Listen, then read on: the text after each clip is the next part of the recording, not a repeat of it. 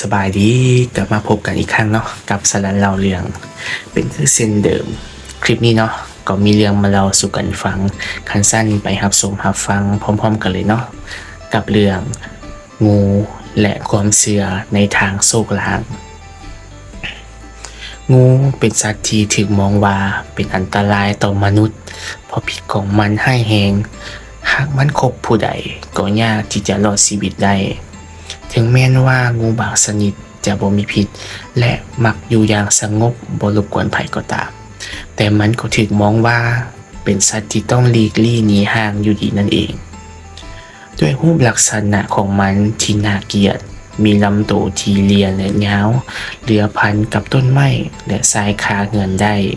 พร้อมทั้งกิจของมันก็เบิ่งแวววาวเมื่อถูกแสงสว่าง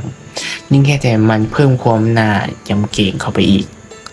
งูจึงเป็นสัตว์ที่มนุษย์มองว่าเป็นภัยที่ต้องกำจัดหรือถอยห่างจากมันถึงแม้ว่ามีผู้คนที่นิยมนำมันมาเป็นอาหารแต่มันก็ยังมีอันตรายต่อชีวิตของมนุษย์อยู่คือเก่าชาวชมพูทวีปในยุคพระเวทได้มองว่างูหรือนาคาเป็นสัตว์ชั้นสูงเป็นสัตว์ของปวงเทพพระเจ้าจึงให้ความเคารพยำเกรงบางแห่งถึงกับสร้างเทวาลัยให้งูได้อยู่อาศัยและเหตุการณ์บูชาชาวเอยิปต์ฮานเชื่อว่างูมีพลังแห่งความตายในขณะเดียวกันงูก็เป็นสัญลักษณ์ของปีศาจร้ายหรือซาตานตามความเชื่อของศาสนาคริสต์และงูก็เข้าไปเกี่ยวกับดวงชะตาของมนุษย์ด้วยเช่นกันในมุมมองทางด้านโหราศาสตร์ที่ได้กำหนดให้งูเป็นสัญลักษณ์ของปีเกิดนักสัตว์ถึง2นักสัตว์คือมะโรงหรืองูใหญ่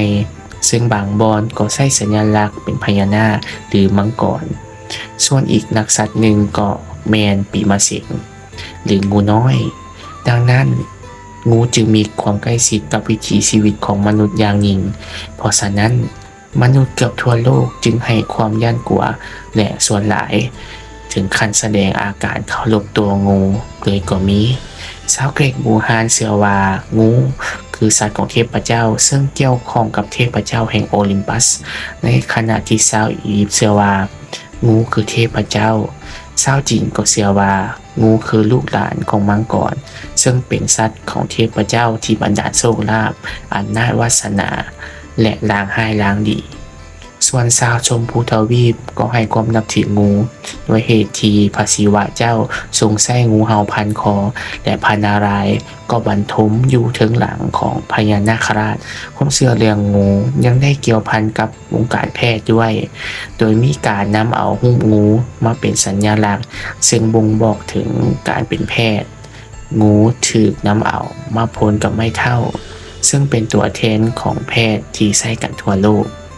สัญลักษณ์ดังกล่าวแม้นมีที่มาจากตำนานเทพนิยายของชาวกรีกโบราณ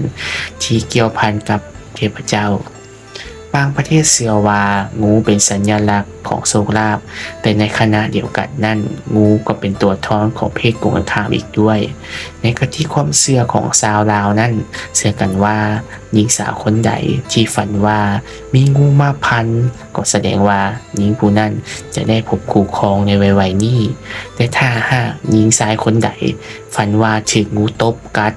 ก็หมายถึงว่าจะเกิดเหตุการณ์ที่โศกเศร้าเสียใจหรือเรื่องอื้อสาวที่เกี่ยวข้องกับเพศตรงกันข้ามในวัยนี้ด้วยเหตุนี้เนาะงูจึงเป็นส่วนหนึ่งในความเชื่อโชคลางนี่อยากหากเรื่องหลังไหนมีงูเลื้อยเข้าไปก็หมายถึงว่าเรื่องหลังนั้นจะมีเรื่องเกี่ยวกับความเป็นความตายของบุคคลภายในครอบครัวหรือได้รับข่าวร้ายในวัยนี้ดังนั้นคนบูฮานจึงได้ห้ามขาดบ่ให้ตีงูที่เลื้อยเข้าในเรือนแต่ให้หาทางขับไล่ให้มันออกไปนอกเรือนอย่างปลอดภัยหรือบ่ก็จับไปปล่อยซึ่งความเชื่อนี้ถือว่าเคร่งครัดกันอย่างยิ่งและคนในสมัยโบราณก็จะบ่ทำให้งูอย่างเด็ดขาดด้วย